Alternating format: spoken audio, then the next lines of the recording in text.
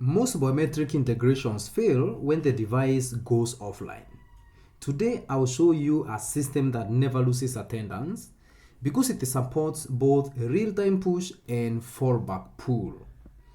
So the issues that we face in these biometric integrations is that network may sometimes go offline. All right, you can have issues with your network. Then what's going to happen if the integration was not done thoroughly is that you're going to have data lost, and then HR teams are going to struggle with missing attendance.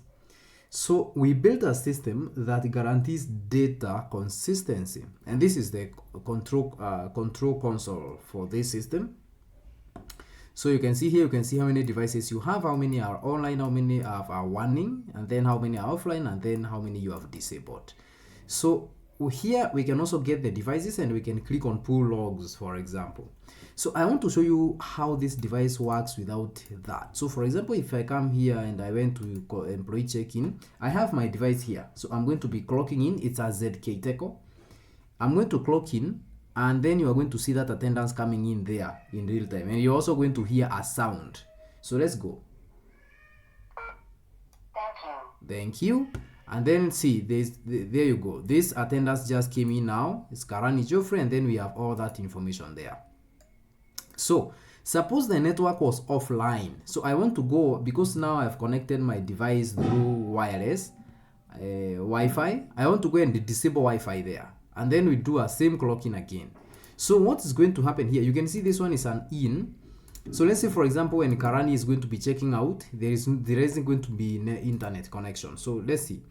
Now here, if you come here and for example you click on pull logs, so you can pull logs here for either the logs here mean the check-in check-out logs, and then here we have pull users. So you can also pull users. If for example the device has users that are not yet in your ERP, you can pull those, and then the logs are the most important things here. So you need also to pull the logs. This is what I was talking about, the pull fallback if the push didn't happen. And you're going to be simulating this by allowing this to clock out, this user to clock out without network. All right. So how is that thing going to work? Let me show you. I'm going to go here to my device, and then I'm going to go to communication and Wi-Fi network, Wi-Fi settings, sorry, and then I'm going to turn Wi-Fi off. All right, it's turning off as we talk. It's off now.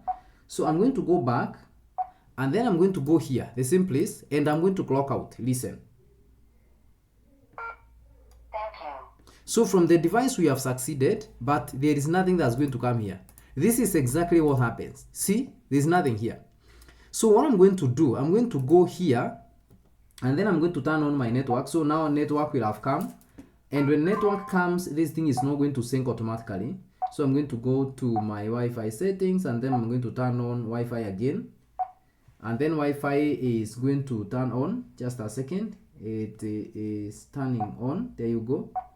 It's searching for IP address, and after searching for IP address, it says connected. So I'm going to come here and click on get logs, and if everything went well, if you go here, there you go, there is our checkout. So the checkout has come through a pull request. So whatever it is that didn't show, when you click on this, it is going to come, and that is how we have done this. Let me show you how that works. Go here, and then I'll go to devices. In the devices, this way you register all your devices. Biometric one, this is just a name.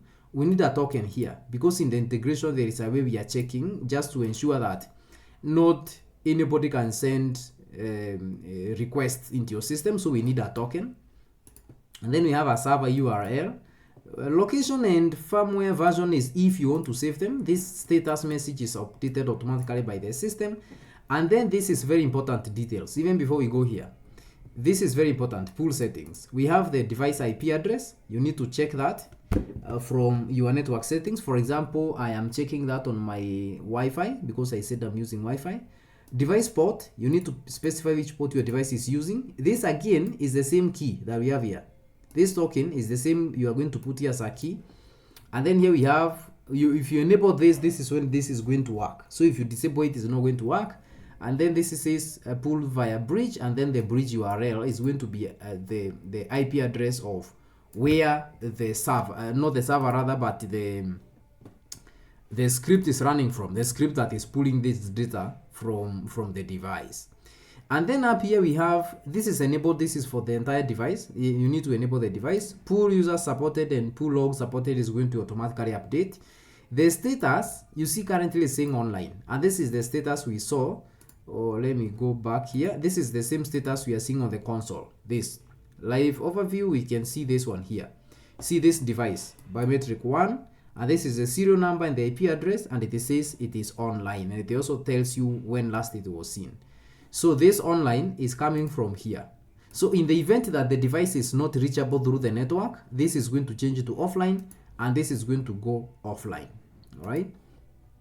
Then here we have details like when last it was seen, when it was last pushed, and then here we have when it was last pulled, and then the last IP address. This is where it was pulled from. That also is going to come there. And this is the settings we have. Of course, we have other doc types, like for example, we have events. So this is going to log to events, but you can also see that from the center here. I don't have to take you there. If you pull, you can see we have recent events there, and we also have recent pull jobs here. And you can, if you click on this view, the full list of jobs is going to bring you here. If you click on this to view the full list of events, it's going to take you there. So there you go. If you click on pull again, you don't expect anything new, because you know that's all the 2 records we have there. If you go here, there are only the 2 of them. So that's it. That's what I wanted to show you. If you have any questions, drop it in the comment section. I'll be happy to assist you. And also, if you need this integration, also I'm going to leave my contact information down there. So reach out to us, and we are going to be happy to help you with this.